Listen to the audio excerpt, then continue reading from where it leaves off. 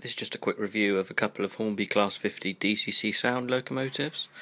There's 50037, which is called Illustrious, which is in the British Rail blue livery. Can't get it to focus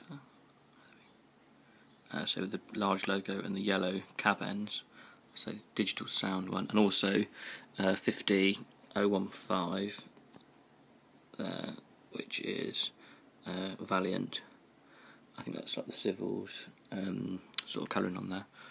So here's the actual two locomotives. So these are obviously fairly new locomotives. They've got all the nice detail into the ends.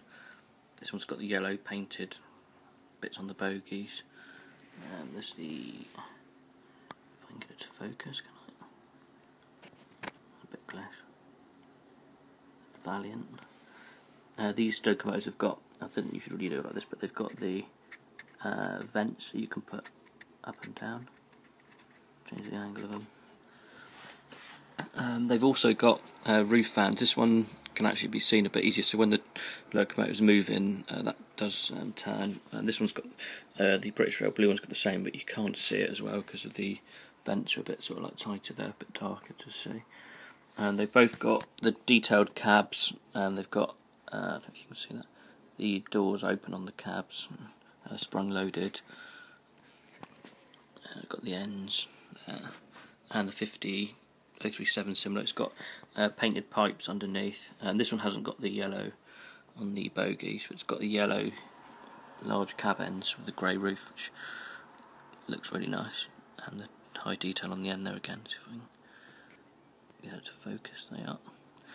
I'll quickly. It is plugged in only on a quick test track, just to a normal Hornby Select controller.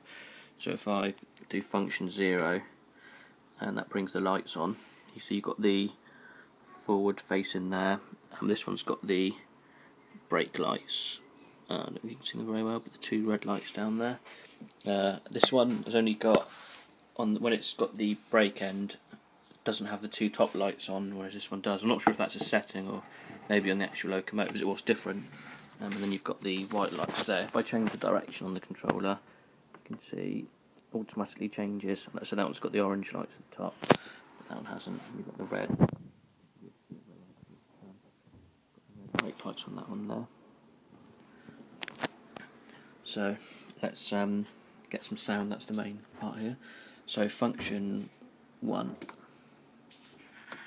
and the sound, they should both start up.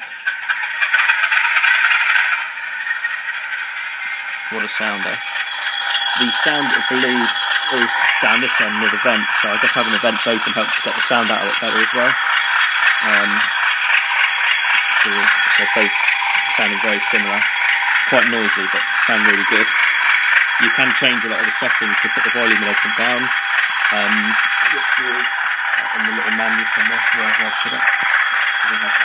So you get included is the normal sort of manual there, which is the settings for taking the body off and things like that, but you also get the digital sound class 50 manual, which has got the CV settings should you wish to change anything like the speeds, and I'm pretty sure you can change the volume and things like that somewhere. I'm sure I've seen it somewhere. And then the functions, everything you can change bits and bobs on there. And then you've got the sounds, so all these sounds are available.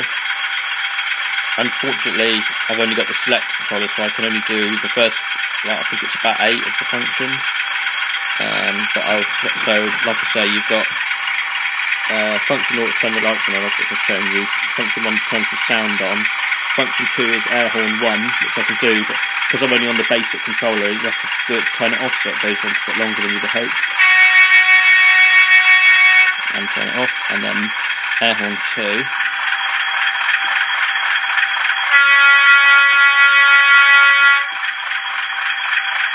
And then there's the coupler.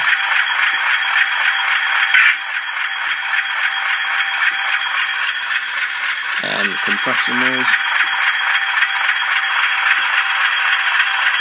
which you can turn off. ETC. And then I think the shunting mode makes them go like slower for better speed control and things like that. And also when you accelerate, start to rev up. And then you've got the braking sounds as well.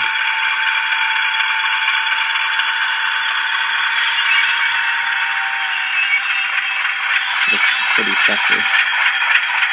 And then when you turn the sound off,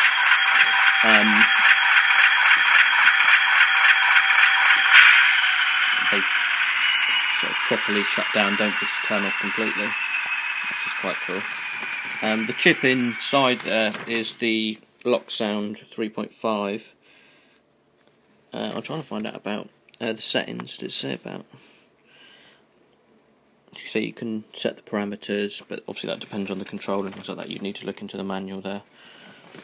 So yeah, that's the details. Can't see it, but I'm sure there's a way you can change. There you go, the sound volume. So you can set it between 0, which is low, probably none, 64 being high, CV 63 that is, and the default is 64, so it's set for the loudest volume, so you could turn it down if you wanted to. I'll quickly show you one of the manuals. I mean, that probably won't be the same.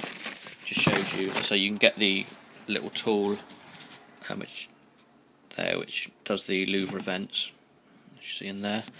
You've got the lubrication details for oiling it up, and then put in the extra attachments on from the detail pack. Got one of them somewhere, I think. Yep. 2 seconds. And you've got the detail pack in there, which has got all the bits and pieces, and it's actually also got, if I don't drop it on the floor, the little metal, if you can see them, that's the metal clips for doing the lubricants as well. So yeah, it's done in Locomotives. Any questions? Just ask. Thanks.